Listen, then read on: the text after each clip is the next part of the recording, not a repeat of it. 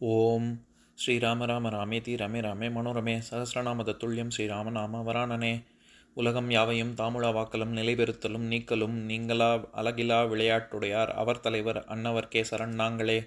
எத்திர எத்திர ரகுநாத கீர்த்தனம் தத்திர தத்திர கிருத்தமாஸ்தகாஞ்சலிம் வாஷ்பவாரி பரிபூர்ணலோச்சனம் மாருதிம் நமது ராட்சசாந்தகம். அஞ்சிலே ஒன்று பெற்றான் அஞ்சிலே ஒன்றை தாவி அஞ்சிலே ஒன்று ஆறாக ஆரியர்க்காக ஏகி அஞ்சிலே ஒன்று பெற்ற அணங்கை கண்டு அயலாரூரில் அஞ்சிலே ஒன்றை வைத்தான் அவன் எம்மை அழித்துக் காப்பான். இன்னைக்கு நம்ம கம்பராமாயணத்துல பாலகாண்டத்துல மிதிலை காட்சி படலத்துல 9வது பாடல் பார்க்க போறோம். பூசலின் எழுந்த வண்டு மருங்கினுக்கு இறங்கி பொங்க மாசு ஊரும் பிறவி போல வருவது போவதாகி காசு அறு பவளச் செங்காய் மரகத கமுகு பூண்ட ஊசலில் மகளிர் மைந்தர் சிந்தையோடு உலவக் கண்டார். இதுதான் பாட்டு. இப்ப நம்ம பதம் பிரிச்சு பொருள் பார்க்கலாம். மாசு உரு பிறவி போல், குற்றம் நிறைந்த பிறவி போல, வருவது போவதாகி, மாறி மாறி வருவதும் போவதுமாகிய, காசு அரு குற்றமற்ற, பவளச் செங்காய் பவளம் போல சிவந்த காய்களையுடைய, மரகத கமுகு மரகதம் போல பச்சை நிற பாக்கு மரங்களிலே பூண்ட பிணைக்கப்பட்டுள்ள, ஊசலின் மகளிர் ஊஞ்சல்களிலே பெண்கள் ஆட, பூசலின் எழுந்த வண்டு ஆரவாரத்தோடு மேலே எழுந்த வண்டுகள் மருங்கினுக்கு அவர்களின் இடையின் மென்மைக்காக இறங்கிப் பொங்க இறக்கப்பட்டு ஒலிக்க, மைந்தர் சிந்தையோடு ஆண்களின் மனத்தோடு உலவக் கண்டார் ஆடுவதை பார்த்தார்கள். இப்ப நம்ம இந்த பாட்டுல இருக்கக்கூடிய நயங்களை பார்க்கலாம். போன பாடல் மாதிரி இந்த பாடலும் மைதிலை நகரத்து அந்த வீதிகள்ல இவர்கள் மூவரும் பார்க்கக்கூடிய காட்சிகளை பத்தின வர்ணனை தான்.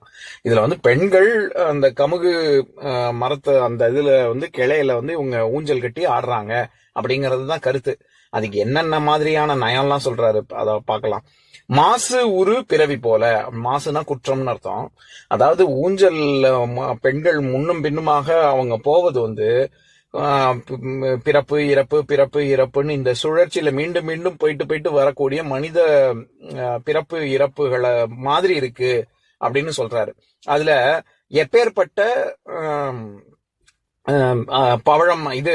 பழம் போல சிவந்த காய்களை கொண்டுள்ள மரகத கமுகு, மரகதம் போன்ற கமுகு பாக்கு மரங்கள் அப்படின்னு சொல்றாருல, அதுல காசு அரு அப்படின்னு சொல்றாரு. காசுனா குற்றம்னு அர்த்தம். அது நம்ம ஏற்கனவே கம்பராமாயணத்துல 4வது பாடல், ஓசை பெற்று உயர் பார்க்கடல் உற்று ஒரு பூசை முற்றவும் நக்குபு புக்கென ஆசை பற்றி அறையல் உற்றேன் மற்ற இக்காசியில் கொற்றத்து ராமன் கதையரோ அப்படின்னு. இந்த பாடல தான் இந்த இடத்துல காசியில் கொற்றத்து ராமன் கதை அப்படின்னா குற்றமே இல்லாத, சிறிதும் குற்றமே இல்லாத ராமனின் கதையை நாம் பார்க்க போகிறோம் அப்படின்னு கம்பர் சொல்றாருல. இந்த பாடல்ல தான் நிறைய பிரவர்த்தன கர்த்தாக்கள்லாம் உதாரணமா சொல்லுவாங்க. மறைந்திருந்து கொன்றான் வாலியை, அது குற்றம் குற்றம் குற்றம்னு இவங்களா முழுக்க முழுக்க தர்மசாஸ்திரங்கள் பத்தி தெரியாம சொல்றாங்களே, அப்படி குற்றமாக இருந்தால் கம்பர் இந்த இடத்துல காசியில் கொற்றத்து ராமன் கதை அப்படின்னு எங்கேயாவது சொல்லியிருப்பாரா? அதனால அது குற்றம் இல்லை அப்படிங்கிறதுக்கு இந்த ஒரு பாட்டை தான் உதாரணமா சொல்லுவாங்க. எதுக்கு சொல்ல வந்தேன், இந்த பாடல்ல எப்படி காசியில் கொற்றத்து ராமன் கதை அப்படின்னு வருதோ அந்த இடத்துல காசுங்கிறது குற்றத்தை தானே குறிக்குது. அந்த மாதிரி அந்த அவர்கள் ஊஞ்சல் ஆடக்கூடிய அந்த பாக்கு மரங்கள் எப்பேற்பட்டதாக இருக்கு, அதுல இருக்கக்கூடிய காய்கள் எப்பேற்பட்டதாக இருக்கு அப்படின்னா, காசு அரு பவழச் செங்காய், பழம் போல குற்றமில்லாத பழம் போல சிவந்த காய்கள் இருக்கக்கூடிய மரகதம் போல கமுகு மரங்கள். ஆமா, எப்பேற்பட்ட பாக்கு மரம் எந்த அளவுக்கு பச்சை பசையல்னு இருக்கு அப்படின்னா மரகதம் போல இருக்கு அப்படிங்கிறதுனால மரகத கமுகு அப்படின்னு சொல்றாரு. அவரு ஊசலின் மகளிர் அப்படின்னு சொல்றாருல, அதாவது ஊஞ்சல் அப்படி பெண்கள் முன்னும் பின்னுமாக போகுது, மைந்தர்களுடைய சிந்தை அதே மாதிரி முன்னும் பின்னுமாக போகுது அப்படின்னு. இது எனக்கு ரொம்ப நாள் முன்னாடி இது என்னை அறிந்தால் அப்படிங்கிற படத்துல மழை வர போகுதே மதுரமும் கூடுதே அப்படிங்கிற பாட்டுல எல்லாம் ஒரு வரி வரும். அதாவது எந்த பக்கம் நிற்கின்றாயோ அந்த பக்கம் கண்கள் போகும், முன்னும் பின்னும் நீ நடந்தால் ஊஞ்சலாடும் அப்படிங்கிற அந்த வரி. என்ன மாதிரி அதுக்கு பாடல் ஆசிரியர் தாமரைங்கிறவங்க எழுதியிருக்காங்க. நான் அப்ப யோசிப்பேன், என்னமா எழுதியிருக்காங்க, முன்னாடி அவங்க அந்த கண்கள் போறது ஊஞ்சல் மாதிரி இருக்கு ஆடுது அப்படின்னு. அந்த வர்ணனைக்கெல்லாம் முன்னோடியாக கம்பர் இந்த இடத்துல ரொம்ப அழகா சொல்லியிருக்காரு. அதாவது அவர்கள் முன்னும் பின்னும் போவது, ஆடவர்கள் சிந்தையோடு உலாவுது அதே மாதிரி முன்னாடியும் பின்னாடியும் அப்படின்னு. ஒருவேளை இதை பார்த்து கூட அவங்க தாமரைங்கிறவங்க அந்த பாடலை எழுதியிருக்கலாம், எனக்கு தெரியாது. எதுக்கு சொல்ல வரேன், இந்த பாடலை படிக்கும் பொழுது எனக்கு அந்த பாட்டு ஞாபகத்துக்கு வந்தது.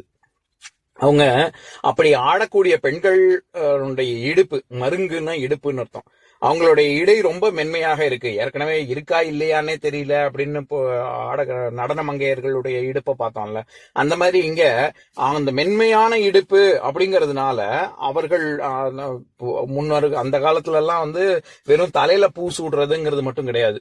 அங்க ஒரு காலத்துல மக்கள் தொகை கம்மியாகவும் மரங்கள் செடிகள் சோலைகள் இது மிகுதியாகவும் இருப்பதனால அவங்களுக்கு பூக்களுக்கு பஞ்சமே இல்லாம இருந்த ஒரு காலமா இருக்கும். அதனால தலையில மட்டும் வச்சுக்க மாட்டாங்க, தலையில கையில கால்ல கழுத்துல மாலை மாதிரி போட்டுக்கிறது, இடுப்புல எல்லா இடத்துல ஆண்கள் பெண்கள் மட்டும் இல்ல ஆண்களும் பூக்கள் சூடி கொண்டு உள்ளார்கள். அதனுடைய மிச்ச சொச்ச சம்பிரதாயம் தான் இந்த இது கல்யாணத்துல எல்லாம் மாலை மாற்றுவது அப்படிங்கிறது. இப்ப ஆண் பெண் 2 பேருக்குமே மாலை போட்டிருப்பாங்களா, அந்த காலத்துல எல்லாருமே மாலை போட்டிருந்தாங்க. எதுக்கு சொல்ல வந்தேன், அந்த மாதிரி அவர்கள் இது அணியக்கூடிய மாலைகள்ல இருக்கக்கூடிய வண்டுகள் அதெல்லாம் வந்து இறக்கப்பட்டு அவர்களுடைய ஐயோ இவ்வளவு மென்மையா இருக்கே இந்த இடுப்பு, இது வந்து இப்படி ஊஞ்சல் ஆடினா தாங்குமா அப்படிங்கிற ஒரு ஒரு ஒரு பதட்டத்துல இறக்கப்பட்டு அதெல்லாம் வந்து ஒலி எழுப்புது அப்படின்னு சொல்றாரு. பூசலின் அதனாலதான் பூசலின் எழுந்த வண்டுன்னு சொல்றாரு.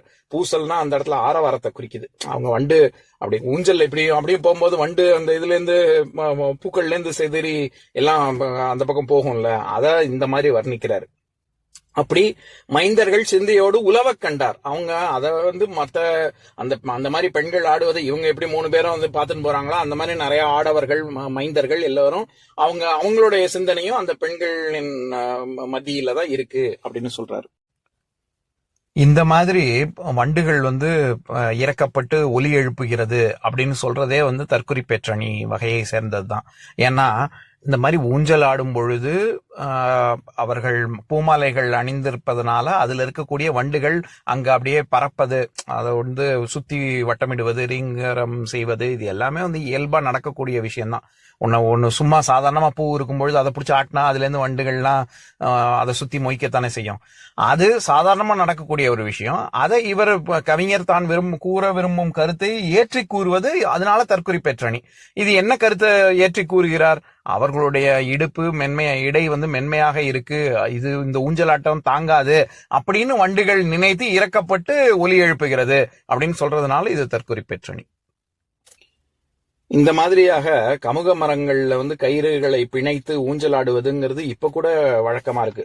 இப்பயும் கிராமப்புறங்கள்ல அந்த மாதிரி செய்வாங்க. இப்ப நான் பாட்டை இன்னொரு தடவை படிக்கிறேன் கேளுங்க. பூசலின் எழுந்த வண்டு மருங்கினுக்கு இறங்கி பொங்க மாசு உரு பிறவி போல வருவது போவதாகி காசு அரு பவளச்செங்காய் மரகத கமுகு பூண்ட ஊசலில் மகளிர் மைந்தர் சிந்தையோடு உலவக் கண்டார். இன்னொரு நாள் இன்னொரு பாட்டு பார்க்கலாம். ஓம் शान्ताकारं भुजगशयनं पद्मनाभं सुरेशं विश्वाधारं गगनसदृशं मेघवर्णं शुभाङ्गं लक्ष्मीकान्तं कमलनयनं योगिहृद्यानगम्यं वन्दे विष्णुं भवभयहरं सर्वलोकैकनाथम्. உம்பரோடு இம்பர்காரும் உலகம் ஓர் ஏழும் ஏழும் எம்பெருமான் என்று ஏத்தி இறைஞ்சி நின்று ஏவல் செய்ய தம்பியரோடும் தானும் தருமமும் தரணி காத்தான் அம்பரத்து அனந்தர் நீங்கி அயோத்தியில் வந்த வள்ளல்.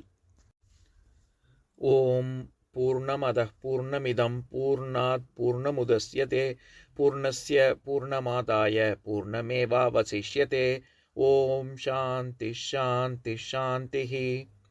ஓம் சர்வேஷாம் ஸ்வஸ்திர்பவது சர்வேஷாம் சாந்திர்பவது சர்வேஷாம் பூர்ணம் பவது சர்வேஷாம் மங்களம் பவது. ஓம் சாந்தி சாந்தி சாந்திः.